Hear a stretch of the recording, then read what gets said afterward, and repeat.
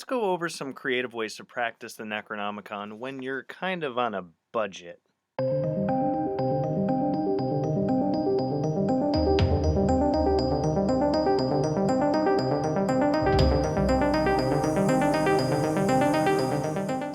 So, if you've watched my channel at all, then you know that I focus on the Simon Necronomicon, and there's a big initiatory system in there that has a lot of bells and whistles to it. I actually have a full list of the materials needed for the gatewalking in my Guide to the Spheres and Beyond book, which you can find through the link down there. And actually, a buddy of mine, VK Jahanam, just did a review of it over on his channel. And thank you so much for that, man. Anywho, so we're talking about how to do the Necronomicon on a budget, right? So let's break it down a little bit. Okay, so a lot of people go for the 50 Names of Marduk, the Necronomicon spellbook first. So, dollar store for those little tea candles, definitely your friend. Creating the mandal, you can easily do that with paper, construction paper, poster paper. You can find it like convenience stores, dollar stores, or like the grocery store or CVS, some kind of like, or Walgreens, those kind of places, and Sharpie markers for those kinds of things. When it comes to the ritual attire, you can purchase a robe and things like that and go all out and whatnot, or you're supposed to wear all black or all white, and you can simply wear all black. Like there, because I'm a budget oriented kind of dude, I would wear my black dress pants and a black hoodie or a black t-shirt and black jeans. So you don't necessarily have to go all out, although that does add to the psychodrama of it and whatnot. And the more psychodrama, the better, of course. I do have a video on psychodrama, so you guys just type that in if you're looking for it. But yeah, let's see. So, like one of my other videos, I got notes on this one. So here we go. The majority of Necronomicon materials can be seen as complicated or daunting to get, so here are some tips for those materials. I just gave a bunch of tips, but anyways. So you look at thrift stores for fireproof or ceramic bowls for the Bowl of the Watcher, the brazier, the Bowl of Tiamat, the Sword of the Watcher, the Dagger of Inanna. You can use like anything copper for the Dagger of Inanna. I actually used a letter opener at one point, which had a nice little lion on the end of it, so that kind of fit. So if you can't find or access silk for covering or hiding seals and sigils, you can use any other fine cloth that you can get. Just make sure that it's kind of color correspondent if you can. So either white or black, white being Ishtar, black being Adar, or you could even do purple for Marduk because they are all, especially the 50 names of Marduk, those are all of Marduk, so that's why purple's good. But you can see if you can find some cheap fabric or something, maybe even chop up an old t-shirt or something to make some fabric to wrap your seals and sigils in. So like the seals and things like that, you can make those off of construction paper. Just make sure you're following the color correspondences there. Normally they're made out of like specific metals, right, which you can find in the Simon Necronomicon itself, the description of what metals to use and whatnot. But if you can't get those, like I couldn't afford it, so I had to basically MacGyver this stuff because a lot of it is the energetics and stuff like that. And if your intention is powerful enough, it can kind of overcome those roadblocks that you would bump into, given that you don't have those specific materials. So there's that. Um, let's see, seals ideally should be made on appropriate metal. Yep, I just went over that one. So like for making sigils and stuff, you can do flash paper if you can afford it. Flash paper is awesome. You can do index cards. I'd do index cards. You could even just do regular like printer paper or regular loose leaf paper and tear the part up, and then that's the part that you're going to use for the sigil. If you have to do that stuff on a budget and you can't afford like a whole pack of index cards and whatnot, and you don't want to waste one index card per thing, you tear it in half. We're trying to MacGyver and get around these things to make things easier and more accessible.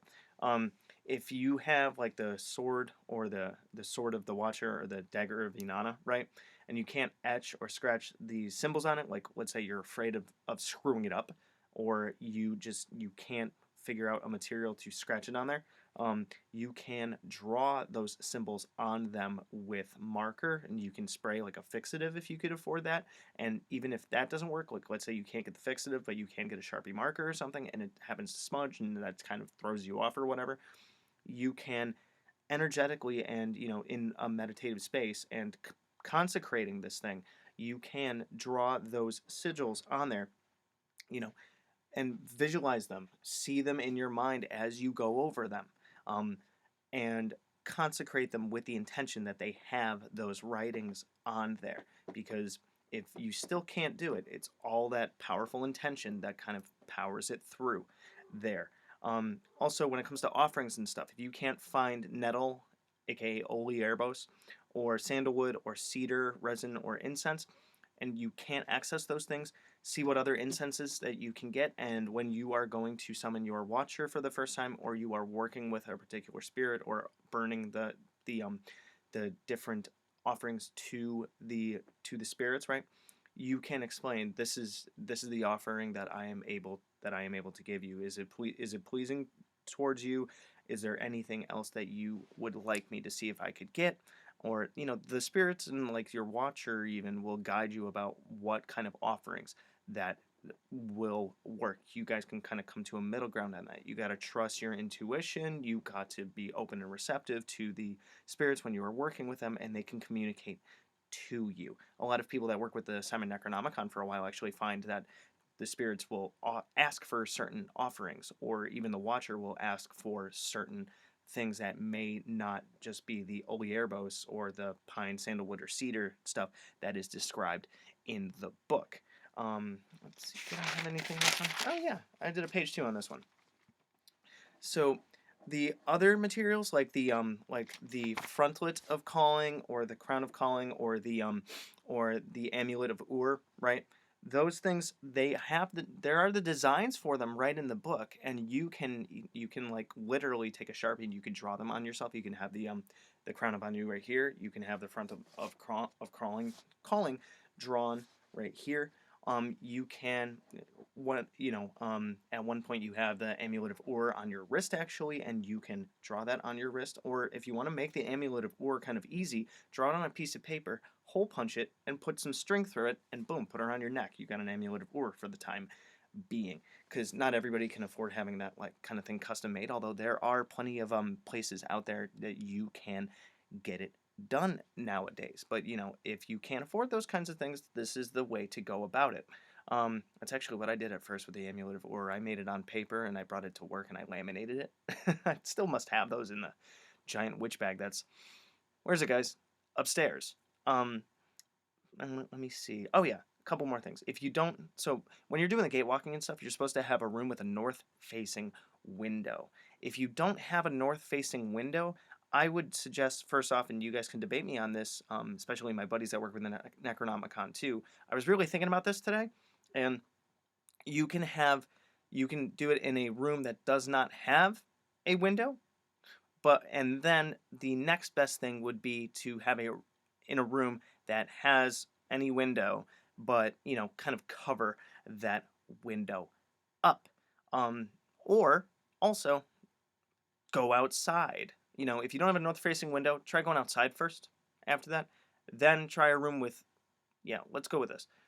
If you don't have a north-facing window, try to go outside. If you can't go outside, try to find a room with any window. And then if you can't, try to find just a room to do it, right? Because the windows allow access to the outside for the energies to flow and stuff like that, and north being Marduk related.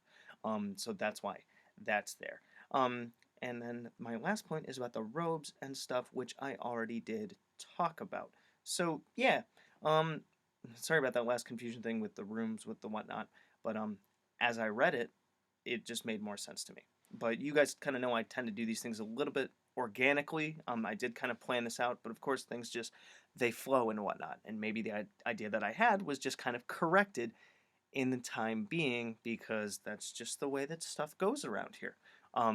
So let me know what you think about this, and if you guys have ever done any kind of magic on a budget, right?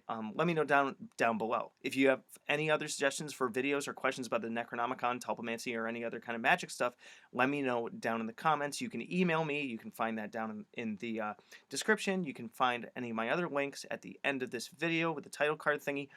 Good hunting. Thanks for watching my video. So if you want to check out my playlists, I have, among others, the Simon Necronomicon, the Tree of Life, General Magic, Tulpamancy, a playlist on my books, the elements, stones, the theories that govern magic, and the gods and goddesses of Mesopotamia. If you want to check out my books on Amazon, I have Creating Consciousness, Magical Mechanics, Magical Theater, Handy Sigil Magic, Magical Movement, which is an update and expansion upon Handy Sigil Magic, Magical Mastery, which is a combination masterwork of Magical Theater and Magical Mechanics, and The Guide to the Spheres and Beyond. You can also find me on Facebook at Magickology YT. You can email me at priestofthenecro@gmail.com, and you can even check out my Instagram, which is Magickology. And good hunting.